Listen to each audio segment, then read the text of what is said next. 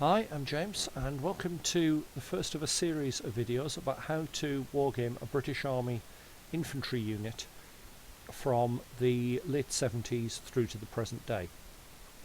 This is part one, and we're going to look at the British Army section, platoon and company from 1976 to around 1985, depending on when the unit transitioned to the SA-80 rifle. It's quite a useful period because it covers the period of General Hackett's the Third World War, which is then gets used for Team Yankee. It also includes the Falklands War, so we know how it actually worked. There was considerable change to doctrine during the later part of the period, particularly after the Falklands, where a lot of things were found to need changing. So let's start with the basic section. Now, a section was made up of 2 NCOs, a corporal and a lance corporal, and 6 privates, and it's subdivided into 2 parts. You had the 5-man group led by the corporal, which was the rifle group, and a 3-man group led by the lance corporal, known as the gun group. So let's actually look at the kit and equipment for these. Throughout the period, they wore the DPM pattern uniform. You might, in the early part, see some parachute regiment troops wearing the Denison pattern camouflage, but that by the Falklands had been pretty much got rid of. Usually the only person you see after the Falklands wearing it was Prince Charles, who had kept wearing his for quite some time afterwards. So we have them all wearing DPM. They would have worn the older Mark IV steel helmet initially. These were transitioning around the time of the Falklands to the Mark VI. Everyone calls it a Kevlar helmet, but it's actually ballistic nylon. So we have that transition, and you could see both around the same time.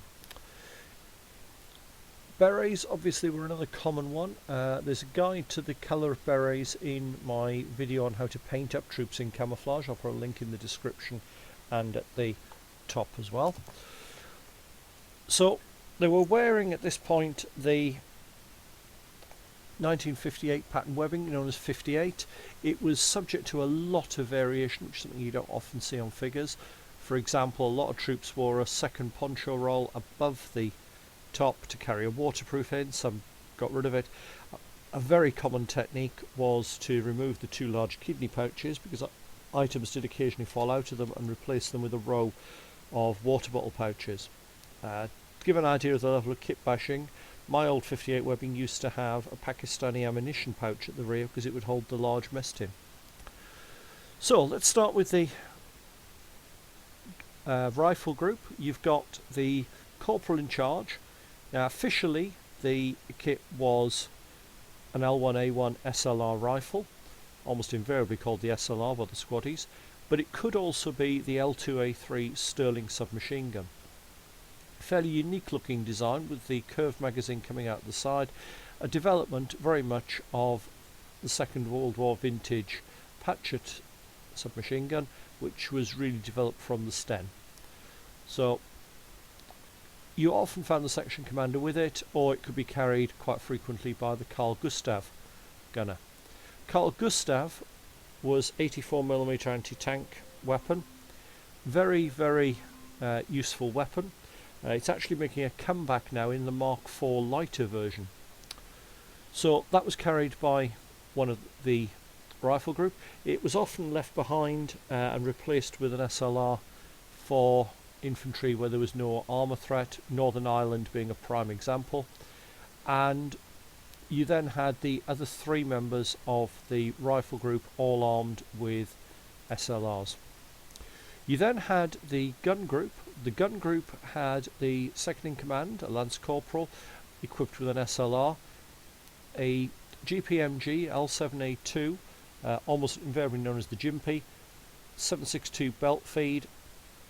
In American terms, it was developed into the M240 Very popular weapon, although very heavy to carry. So that was carried by the gunner, and there would be a number 2 carrying ammunition for that. Now, to give you an idea of how much ammunition we're talking, standard loading for a rifleman was 80 rounds of 7.62. The gunners, you were talking hundreds of rounds for the GPMG, often with the ammunition spread across the section, and the Carl Gustav would have 4 rounds. It's worth noting that the section found in the Falklands very quickly that it used up the ammunition. In addition to that, a number of M72 laws were carried. They weren't actually American manufacturers, a bit of trivia, but Norwegian. So that was the basic section. There were a couple of variations, particularly during the Falklands. What often happened was the gun group acquired an extra member, and the rifle group, having lost the member to that, often replaced the Carl Gustav with either an L7A2 GPMG or an L4A4 Bren, particularly by the Royal Marines, because they found these were very useful in Norway, because being magazine feed, they didn't gather the snow in the same way that a belt feed weapon did. So we've already got variation there. Post-Falklands, a lot of units did actually adopt this approach. Even if they didn't have the second machine gun, they would split into 2 halves, making the 2 fire teams. So moving up a step then, we have the platoon. Now, a platoon was numbered sequentially through the company, so you would have 1 platoon, 2 platoon and 3 platoon would form Alpha Company.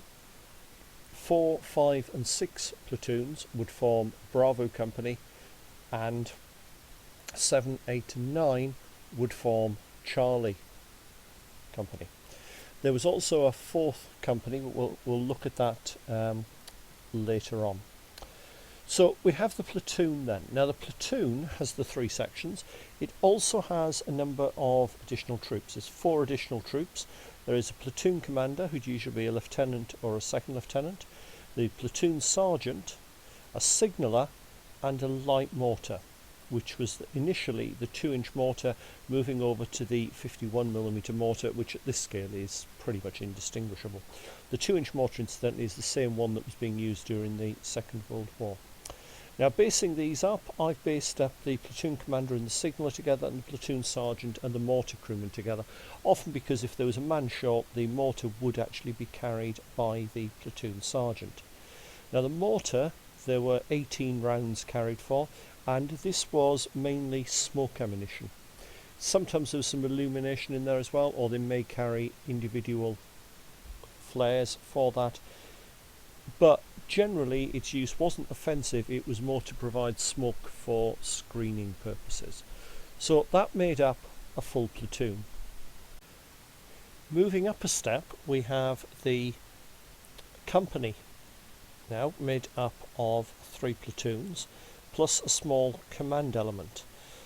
Now the command element consisted of an OC, who was usually a major, OC standing for officer commanding, 2 IC, second in command, who was usually a captain, the company sergeant major, warrant officer second class, a company quartermaster sergeant, a clerk, 2 storemen, 2 signallers, 2 drivers, a medical orderly, and usually 2 Land Rovers in a light rail unit. Now, looking at that in game terms, I've just put 2 command elements together, a command element and effectively a second in command element. You'd also have then the resupply, which would be the CQMS. I've not modelled that for the purpose of this. I might do at some point, in which case I'll add an extra stand in there. So that made up the company. There was a little bit of variation. You sometimes found particularly TA units might have an extra platoon, or moving up the scale often had an extra company, depending on their recruiting area.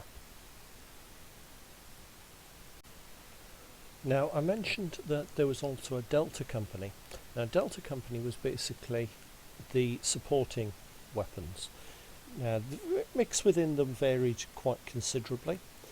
For example, we have first of all the 81mm mortars. Now the 81mm mortars, usually you'd have 6 to 8 of them. It does seem to vary depending on which source you use and what type of unit it was. These might be called in by platoon commanders or company commander, or they may have their own dedicated observer. You also had Milan anti-tank missiles. Again, the numbers seem to vary. The Royal Marines, for example, had 14 of these held at battalion level. A mechanised company, or mechanized battalion in the support company, would have 24 of them. Milan was quite an effective missile. It was used a lot during the Falklands, particularly in the bunker busting role. You often found that units would rely on the Milan rather than carrying the Carl Gustav. Having said that, even in exercise Lionheart in 1984, there are plenty of shots of people carrying Carl Gustavs. So there's some flexibility in putting the unit together. Now the L7A2 GPMG that was deployed at section level, there were also a number held at the support company where they could be used in the fire support role from a tripod. So the weapon could either be bipod or tripod mounted. The big difference was the tripod, and the buttstock was usually removed when it was in the sustained fire role, and companies often had a couple of sustained fire kits to issue out as needed. You might also get other attachments. For example, you might get snipers. Snipers were something that were not massively used in the British Army until the First World War, when a major school was set up to train them in the trenches. That then continued through the Second World War, and this time, rather than letting the knowledge fade away, a lot of the knowledge was retained and sniper schools were used extensively. They were never really part of the establishment, but it was always difficult to decide where they were going to be. Sometimes the snipers were part of the band, and some of them actually had to learn to play musical instruments as a result. Other times they might be part of the recce platoon battalion. They were put in a lot of different places, but they were usually parcelled out and used as appropriate. And if you are modelling them, putting them in pairs is a good bet. Start of the period, they were equipped with the L42, which was the development of the Enfield number 4T, rebarreled to 7.62. That was quite a popular weapon up to the Falklands, where it was found the sights were often misted up. After that, it was replaced by the Accuracy International L96. To be honest, you'll struggle to tell the difference. I've actually even used here the Australian figures, simply because under a ghillie suit and with a camouflaged weapon, they're pretty much impossible to tell. During this period, British doctrine for air defence was nearly completely missile based. It is worth noting though that during the Falklands, a number of 50 caliber M2 machine guns with anti-aircraft sights were deployed around San Carlos. I believe the Scots Guards had pulled them out of storage, and a number of anti-aircraft guns were used after the Falklands, ex-Argentine equipment.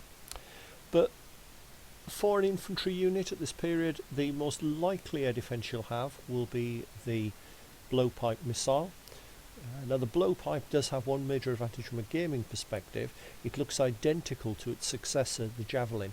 The big difference was the blowpipe was manually guided and was found sorely lacking during the Falklands, and the Javelin was a homing missile, so it did improve things considerably. It was still never particularly brilliant, but it is the most likely air defence that you'll have for your figures. And then just to finish off, what I've done is put together the full company with some support elements drawn from D company. It's probably given it more than its fair share, but then again, as gamers, we're probably going to be gaming the bit where the main effort is made, and that's probably where you're going to put more units to support.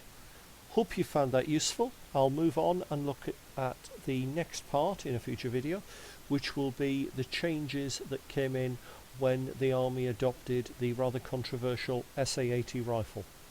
See you soon for that.